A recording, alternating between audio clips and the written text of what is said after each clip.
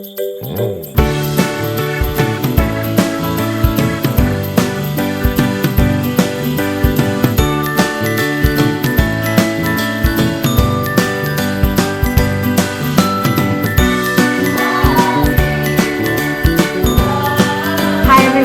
holidays, Shelli, Pelly, and Parker Confidential. So I was just about to go over to my sister's. My sister and I are going to kind of test some recipes. I think that some of you may know that I'm starting a Whole Foods plant-based diet. So my sister and I are going to go test out some new recipes. And I was just thinking, I just feel lucky that I get to walk down the street or walk a half a mile down the street and visit my sister, and my mom and dad are down the other way. And I thought, you know what? I have a lot to be thankful for, and no matter what is going on in your life, I think that when we focus and find the things, even the small tiny things in our life for which we're grateful and thankful, the universe has a way of bringing us more situations to make us thankful and grateful. Because I think that good positive energy, regardless of what's happening around you, tends to attract good things into your life. So I kind of just wanted to share with you like a few good things that I am really thankful for, and not just to make it all about me, but my hope was really to inspire you to sit down and think about, what are you thankful for in your life? It's been a hard year for a lot of people. And so sometimes when things like that go on, it's just soul filling to think about, okay, well, what am I grateful for? Even if everything isn't amazing, what am I thankful for? Okay, so I'm thinking the first thing that I have always been grateful and thankful for, I still am, and that is my family. And when I say my family, I mean my husband, my mom, my dad, and my sister. We have a pretty small, tight-knit group, but I think that there's something, I was really lucky to have a good family. We were a military family. My dad was in the Coast Guard. My mom worked as a secretary or at a dress shop, wherever, because we were transferred around quite a bit when I was little. But the one thing that my parents gave me, I think the most important thing, was this sense that no matter what happened, I had a soft place to fall. And they were proud of us no matter what. And they just wanted us to be happy, good, decent people, regardless of the path in life that we chose. And, I've certainly met people that didn't have that blessing. I mean, we're all born into different families, and it's really just freaking luck of the draw. And there's something to be said about, you don't realize the level of, I think, confidence and the strength sometimes to just sort of barrel through situations that can be really difficult when you know that you've got kind of a soft place to fall with your family. And anyways, my parents are just amazing people. They've been married, my parents have been married 50 years. 50 years, and they've just always been, my rock. My mom and dad, they're really awesome people. And then of course there's my sister, who's only a year and a half younger than I am. We're 18 months apart. We were only a year apart in school, which means that we were always stealing each other's sweaters and clothes. And then we'd walk down the halls at school and she'd say, "That's my sweater!" And I'm like, well, too bad, I've got it now. But my sister and I love to travel together. My husband's not big on traveling, and we don't make each other do things that we don't like to do. And so my sister and I have traveled the world together. We've been to Hong Kong and Beijing and Italy and Paris and Amsterdam and just all over. And she's kind of my sidekick for traveling, and that's really fun. And then of course there's my husband, Oliver, he's just amazing. He's like one of the sweetest, kindest, best souls you'll ever meet. I mean, he's so patient, and believe me, I can test somebody's patience. I'm sure that I've tested his patience, but he's just a good, kind soul. And we've been married 16 years in December, together almost 20, but married 16 years. So I'm really thankful for that. I am grateful and thankful that with everything that's been going on in the world this year, that we have a nice home. I've got a roof over my head. There's food in the refrigerator. There's hot water when I go to take a shower. I mean, just little tiny things that I think a lot of us probably took for granted before. I'm grateful that I can do what I do from the house. I'm grateful that we have the resources that we didn't worry about, jobs and stuff like that. And I don't know. It's been an awful year for a lot of people. I know that. The third thing that I'm grateful for is my health, our health and well-being. So at the beginning of this whole Corona thing, I actually got the coronavirus. It was right in the beginning when there was starting to be a little blurb about it. So it was probably the second week of March.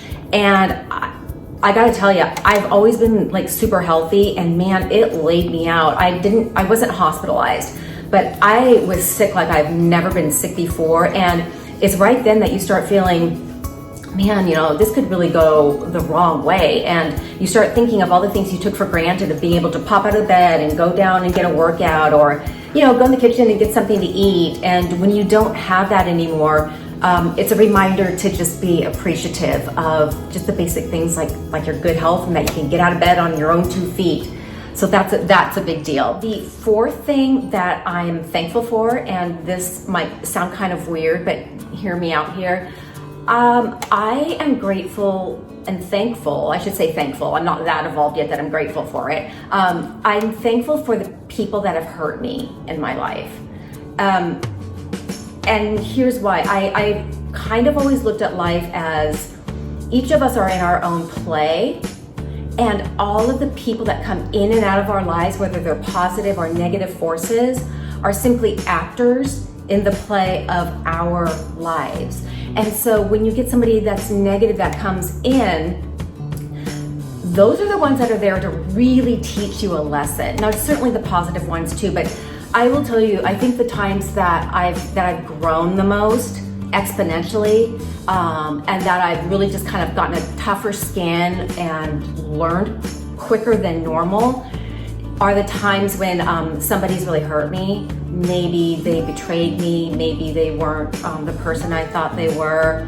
But I look at it more as, it's not the person there to hurt me, it's they have agreed on some level to come in and teach me a lesson, to give me a message. Now it's up to me to get the message, because I think people come into our lives, and if we don't get the message or the lesson that we're supposed to learn, then we keep getting those same sorts of people over and over until we learn the lesson. So I think the key really is to say, okay, this really hurts my feelings. That person really hurt me. But instead of being angry and letting myself get sucked into the vortex of, screw them, which it can be easy to do. And, I have a feisty personality, so I could probably go down that route easily. I think I step back and I think, what is the lesson? Okay, what is the lesson? Is it that I need to hold my standards higher? Is it that I need to recognize that type of a person when they start coming into my life and to say no? What is the lesson? And so those people, and there's just a handful of them, but those people that have hurt me the most, I am thankful for, because it's how I grew. And this isn't a shameless plug, but I had to tell you because I thought about it. A lot of those life lessons that I learned spurred me to write, if you haven't read my book, 22 Badass Rules for Women.